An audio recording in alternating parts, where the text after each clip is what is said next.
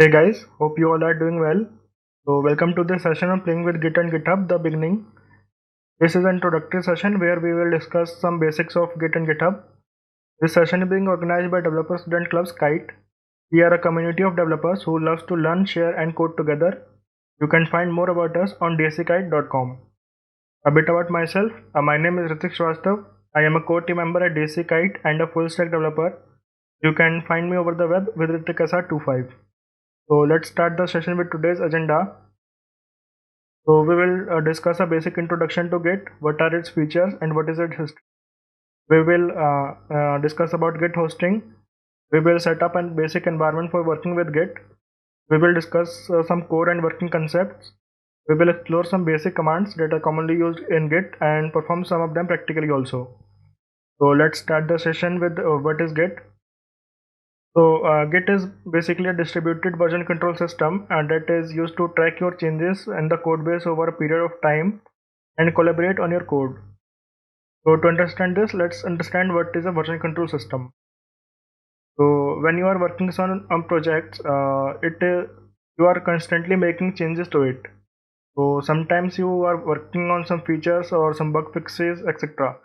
So all the changes you made in your code base over a period of time are constitute of a version. So in order to track all those changes and manage them, we need a version control system. So Git is also a version control system and Git is distributed. So to understand what is a distributed version control system, let's understand through a diagram. So this is the concept of Git, where there is a central repository where all the source code is hosted of the project, and all the developers who are working on this project clones this central repository to their local system and work on their part. So as soon as the developer is finished working on his project, he finalizes his changes by committing, and all the changes saved on his local, and a version is created here on the local itself. After that, he pushes all his changes back to the central repository, and in this case, the version is created on the central repository also. So here, version is maintained on the central repository as well as on the developer's local copy also. So that's why we say Git is a distributed version control system. Some other distributed version control systems or simply version control systems that are available are Subversion, CVS, Mercurial, etc. So next, Git is a free and open source software. It is distributed under GNU GPL 2 license. Its source code is available on GitHub. You can visit the site github.com/git/git to view its source code. This is the source code for Git software.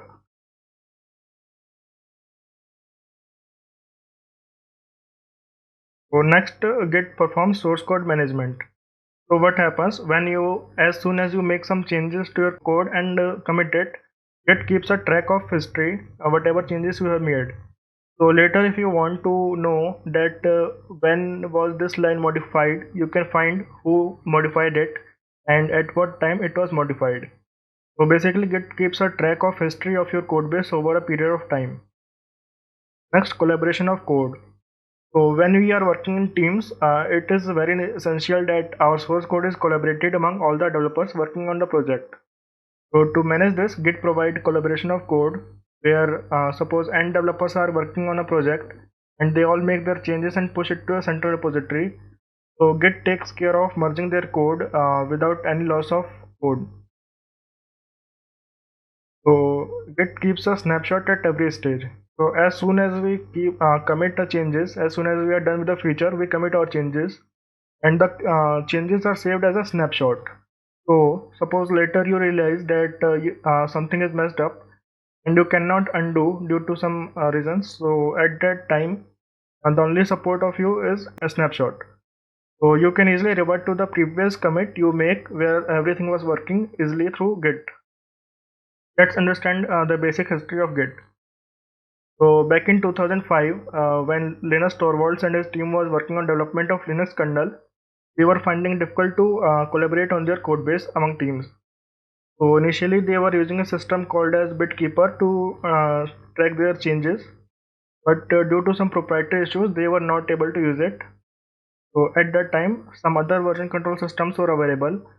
but they were either not free or they were not scalable up to the level of Linux kernel development. So, considering this, Linus Torvalds decided to create a fast, powerful, and scalable version control system by himself. So, as a result, he developed Git.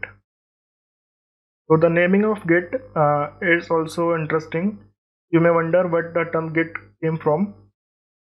So, basically, according to Git docs, Git you can think it of as a three-letter word that is easily to pronounce and is not a Unix command. So also it mentions that according to your mood it varies. So if you are in happy mood or everything is going fine, you can consider it as a global information tracker. And if it mess something up in your code, you can think it of as a goddamn idiotic truckload of shit. So let's move forward. Git hosting. So Git hosting is nothing but it is a process where you host your all the Git repository on your local to some cloud server. So the question here is, as we know, Git is a distributed system. So why do we need to host it on some other source? So the simple answer is to collaborate among the teams. So if you are working on a same project and four people are working on this, so all of them needs a central or a common repository where they push all their changes. So in order to achieve this, we use Git hosting. So for Git hosting, there are many platforms available. The most popular ones are GitHub, GitLab, and Bitbucket. You can explore all of these platforms. So basically, all these platforms provide the basic features of Git, and in addition to that, they add some other features and also add some paid features also. So basically, these all platforms differ in some paid features and additional stuffs also. So basically, if you are new to open sourcing or new to GitHub, then GitHub is the perfect place for you, as it is best for your personal projects, your community projects, or if you want to contribute to open source. Other than this, GitLab and Bitbucket, they are mostly used in organizations. So these are the most popular. Other than these, there are many other platforms are available, and many organizations they create their own Git hosting platform to host their Git internally. So we will be using GitHub for the session. So we can say Git is a tool and GitHub is a service that is facilitating to perform all the actions of the Git, and in addition to that add some value added services. So we can say Git is not equal to GitHub. So now it's time to set up the environment for working with Git. So to work with Git, firstly we need to install Git in our system. If you are on a Linux or Mac operating system, it is possible that Git is already installed in your system as a part of basic software packages. So you can check it. You can go to your terminal and type here git hyphen version. It will give you the version of Git that is installed in your system. So if it's here, it says Git version 2.25.1 is installed. So good to go. Otherwise, you can install it according to your operating system. So you can go to this site git-scm.com, and here you will find download option for the operating system you are currently. So otherwise, you can go to this download section and download according to your operating system. You can, if you are on Linux or Unix, you can simply use your package managers apt install, or you can use yum if you are using Fedora distributions to install. If you are on Mac OS, you can simply use your brew installer or your Xcode. If you are on Windows, you can simply go to here and download setup according to your system configuration.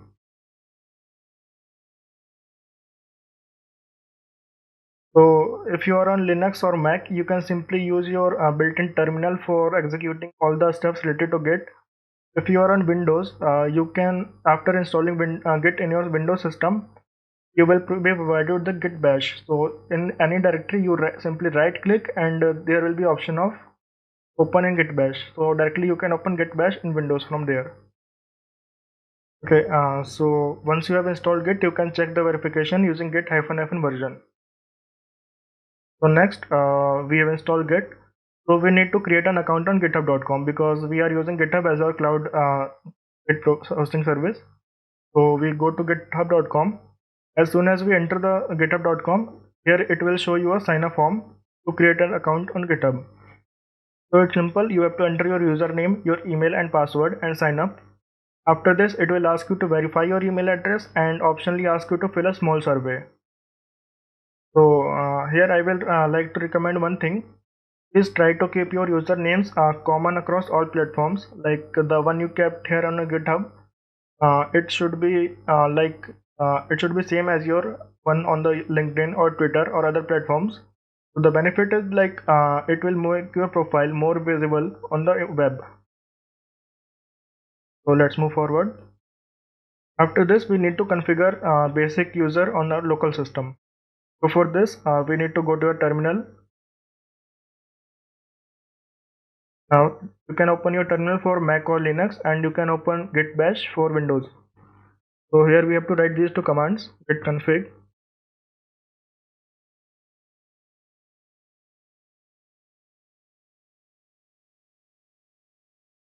So here we are writing git config --- global user.name, and here you have to enter your username that you presently or you entered on the GitHub.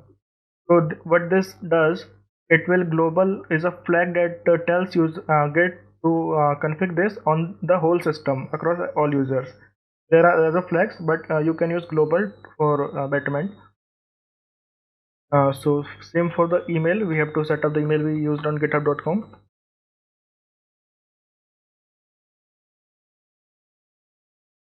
So what these steps does, they set the your basic config, username and email on this system. So it tells Git, okay, whatever actions related to Git will performed on this system will be performed by this user itself. So this is a one-time process. Furthermore, every action performed will be executed itself by this user. Okay, so next we need a text editor to edit our code.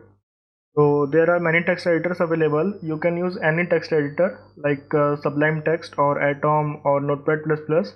Even you can use Vim or Nano, but I will recommend you to use Microsoft Visual Studio Code or simply VS Code.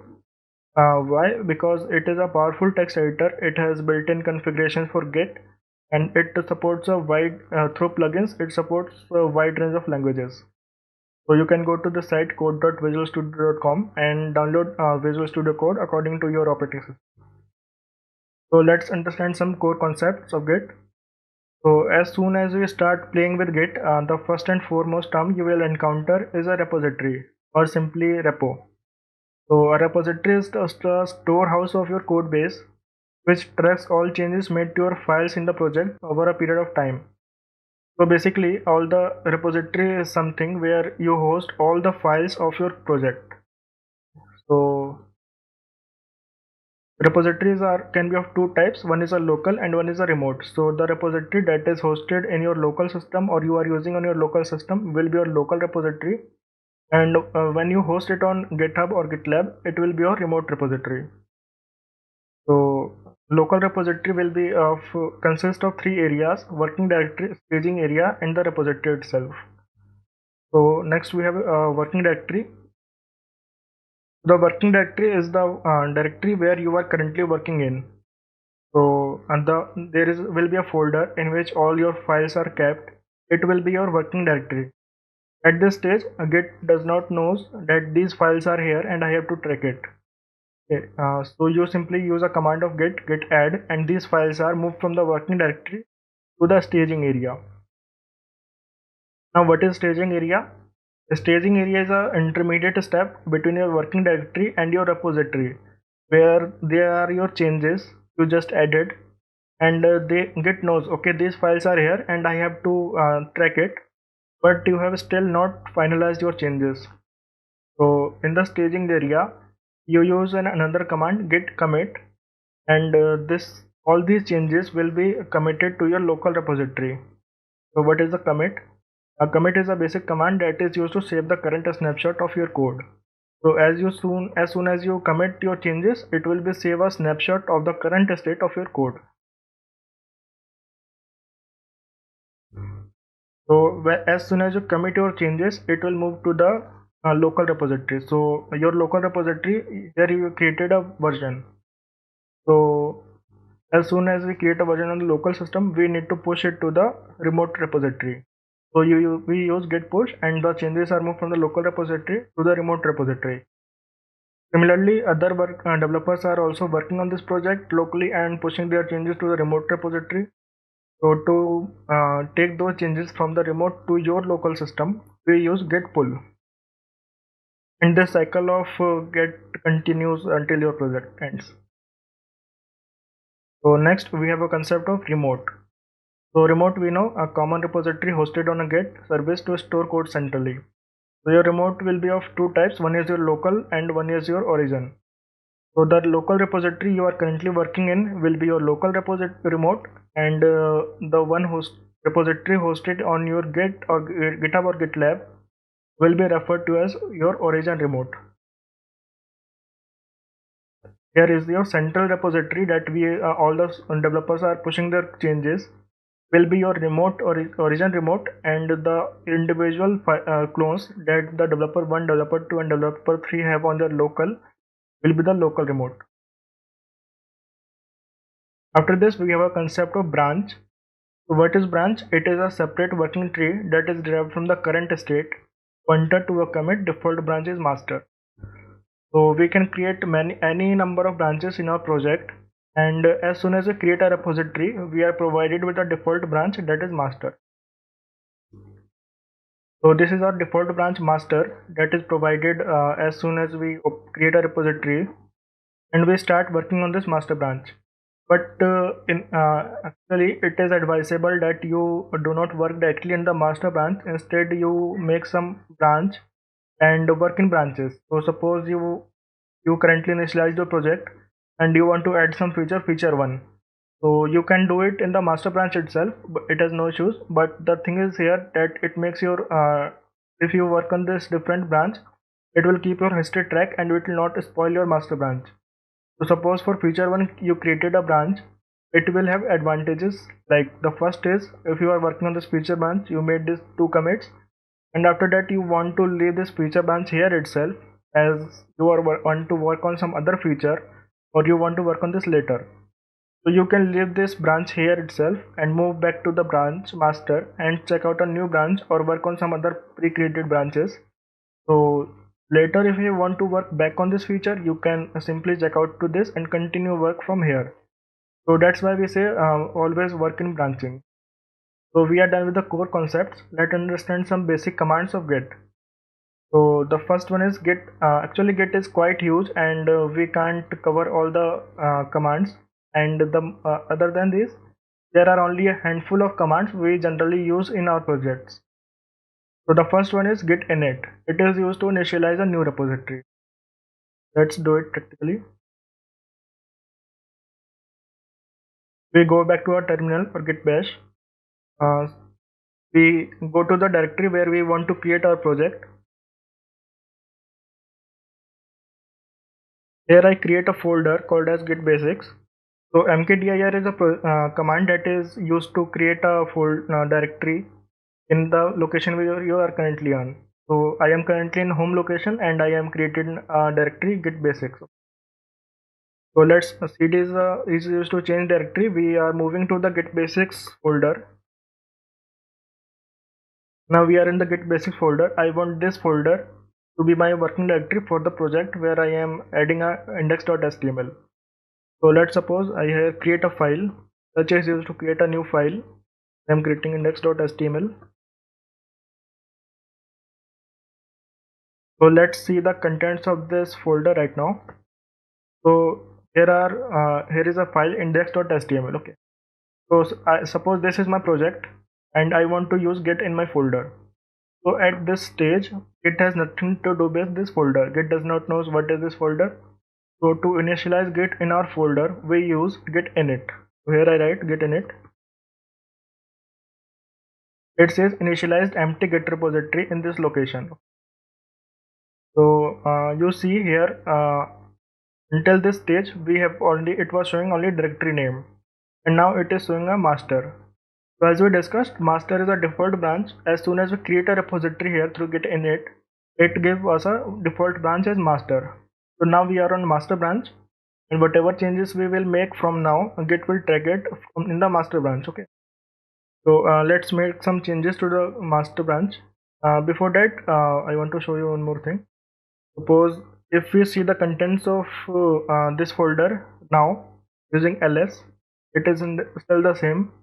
Ls has a flag called -a.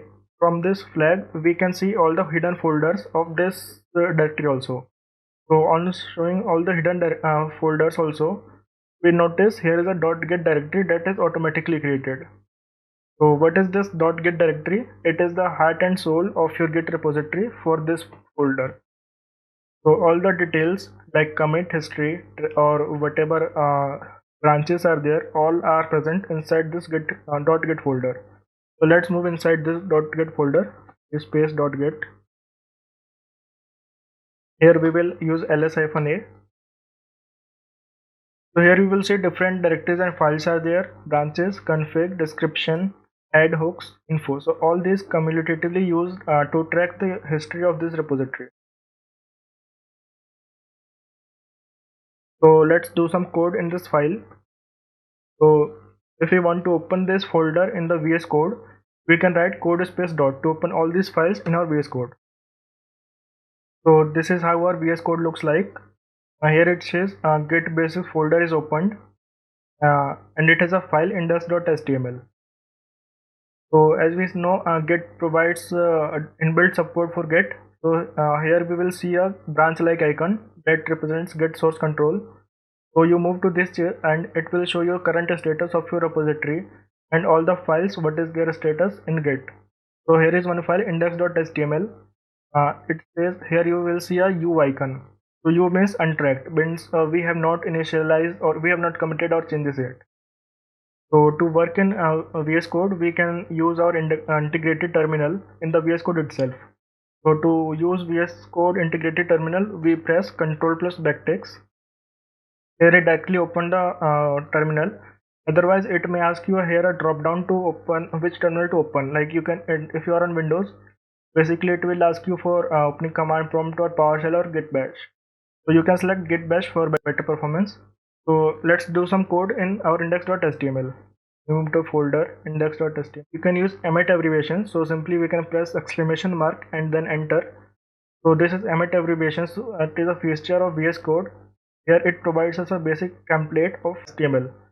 So let's edit our HTML file and here we enter just hi. Okay. So at this stage, and these changes we have made are untracked by Git, and this is our working directory. Let's discuss our next command. It is git add files. So now we are in the working directory and we have created a file index.html, but we are not tracked with Git. So Git does not know about anything about these files at this stage. So we have to add these files to the staging area. So to add these files to the staging area, we go in our VS Code and simply here we will type git add. Here if we want to add this files only, so suppose there are many files in a git basic folder and we want to add some of them to the git and discard remaining, so we can write all the files names separated by space, or if you want to add all these files present in this directory, we can simply use git add dot. So what happened, all these files or simply the index.html file is moved from the working directory to the staging area. Okay. So if you go to this branch like icon or git icon, here we will say it says changes nothing and stage changes index.html. So now our we have moved from the working directory to the staging area. But at this stage also these changes are not yet finalized or we have not committed it. So to use it, we can go to another command as known as git commit. So git commit is a command that is used to save the snapshot of the current state of your code. So here we can commit these changes and it will be saved as a snapshot. Before that, we have one more command, git status. So git status is a command that we can use at any stage of time and it will show you the current status of the repository. So here it says on branch master, we have no commits yet and this is the file we have to commit. So basically status does the same thing as here this git extension does. So git status here, it is showing no changes, and we have this state changes, and we can use this from the command line interface by using git status. So the same thing is done by the command line interface as well as the VS Code GUI. So let's add these changes or save it as a snapshot. So to do this, we use git commit -m, and here we want to add the commit message associated with these changes. So you can write any commit message here that suits you, but there should be some rules while writing commit messages, like it should be short, it should be clear, and it should define what you have done in this commit. So basically, please try to keep your commit messages under 70 characters. So in this git commit message -m, we can simply write here initial commit. It is a good commit message. Otherwise, you can use a standard format, like some people use init initial commit. So it gives a more clear description, like you have initialized, okay, and what is the commit message related to it. Otherwise, you can also use -init to make it more clear. You can write initial commit. So I always use whatever I am adding. Like if I am initializing, I will use init. If I am adding some feature, I will here add -hyphen add or update, so and so on. So we can simply initialize this folder, and we have committed our changes. So now, if you see in here, it will show you no changes, because all our changes have been saved and we have committed our changes. So if we check get status again, it says on branch master nothing to commit and a clean working tree, because we have committed our changes. So after this, we have some one more command, git log. So git log is command used to list all the commits and current working head. So if we move back to our VS Code, and in the integrated terminal, here we type git log, it will show you all the list of changes commits that are present here. So each commit has a unique ID that is associated with this commit itself. So it is a 40 character long SHA1 commit ID, and it is unique for every commit you make. And it has all the metadata, like who is the author of this commit, when this commit was made, and what is the description associated with this commit. So let's make some more changes here. So all our changes are now saved and as a commit, and we want to make some more changes as we want to update something. So I use here, I will convert hi to hey, and again if we go to see here, it will say index.html is modified. So this is because we from the last saved state, we have added some more changes here. So that's why if you again check the status here, it will depict the same thing, modified index.html. And if we want to use VS Code GUI, it will show here index.html is modified. So Git has built-in support for Git this also, but to improve our results more accurately, we can use another extension of Git, so Git Lens. So to install it, we can go to this extensions tab, and where we type Git Lens, and install this Git Lens by Eric Amedio. So I have already installed this. So after installing this, you will notice this branch like icon here, and it will be noted as Git Lens. So what Git Lens is, it will be added more functionality or more advanced stuff to your Git repository. So you can see here, there is a diluted text, you 3 minutes ago initial commit.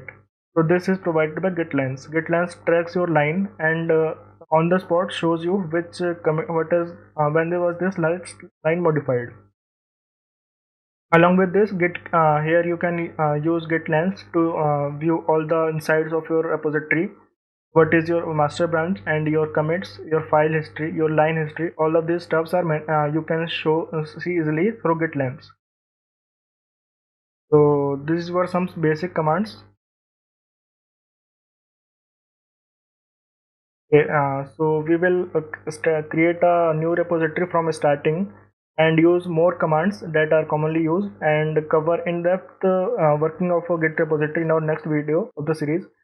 So till then, keep learning, keep exploring, and keep playing with Git. So thank you for being there.